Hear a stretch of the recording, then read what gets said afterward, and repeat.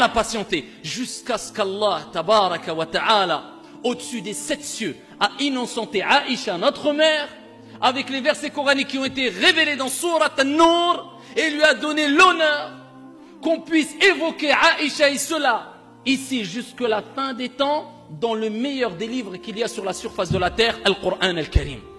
Et Allah l'a innocenté, et Aïcha radiyallahu anha wa ardaha, elle a entendu sa mère dire: Ya Aïcha, tu es innocente, innocentée par ton Seigneur. Le prophète s'est réjoui. Ya Aïcha, Dieu lui-même t'a innocentée. Elle disait: je pensais que le prophète allait peut-être avoir une révélation qui m'innocenterait, mais pas de là à ce que Dieu m'innocente directement et me cite dans des versets coraniques de Surat An-Nur.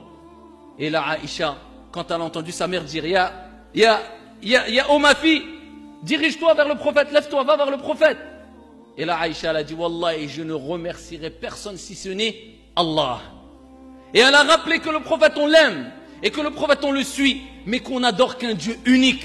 Et elle nous a rappelé la science, et la conviction, et la bonne compréhension de la religion qu'avait Aïcha radiyallahu anha wa ardaha. Elle a dit: je ne remercie qu'Allah subhanahu wa ta'ala, pour montrer que c'est vraiment Allah qui l'a innocentée et que quelque part elle a eu mal. Mais c'était tout à fait compréhensible car le prophète alayhi salatu wassalam, huwa alladhi la yantiqu anil hawa in huwa illa wahyu yuha. Il ne parle pas poussé par sa passion, ce n'est qu'une révélation émanant de son Seigneur. Et la preuve que le prophète lui-même ne connaissait pas l'invisible et qu'il ne s'exprimait pas quand il ne savait pas. Et il attendait que Dieu lui révèle l'information avant de s'exprimer. Et ça, c'est une réponse à ceux qui prétendent connaître l'invisible ou dire que le prophète connaissait l'invisible. Il ne connaissait que ce que Allah Jalla wa Ala lui avait révélé. Voilà la leçon à prendre de notre mère qui nous a donné une grande leçon à toutes celles et ceux qui sont accusés injustement. Isbir wahtasib wal aqibatu lil muttaqin. Patiente et espère la récompense de ton Seigneur et la bonne fin est pour les pieux. Aïcha radiyallahu anha wa ardaha. Comment aurait-il pu en être autrement alors que le prophète alayhi salatu wassalam a dit, comme il est relaté dans Sahih al-Bukhari: Ya Aïcha, est-ce que tu veux être mon épouse ici-bas et dans l'au-delà? Elle dit: oui, ya Rasulallah. Il dit: tu es mon épouse ici-bas et dans l'au-delà. Aïcha radiyallahu anha wa arda, rapporté par l'imam Muslim, il dit alayhi salatu wassalam: je t'ai vu 2 fois en rêve, ya Aïcha, avant que je t'épouse.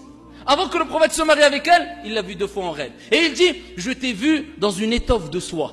Allahu Akbar. Et il dit: on a découvert cette étoffe de soie, et ce n'était autre que toi.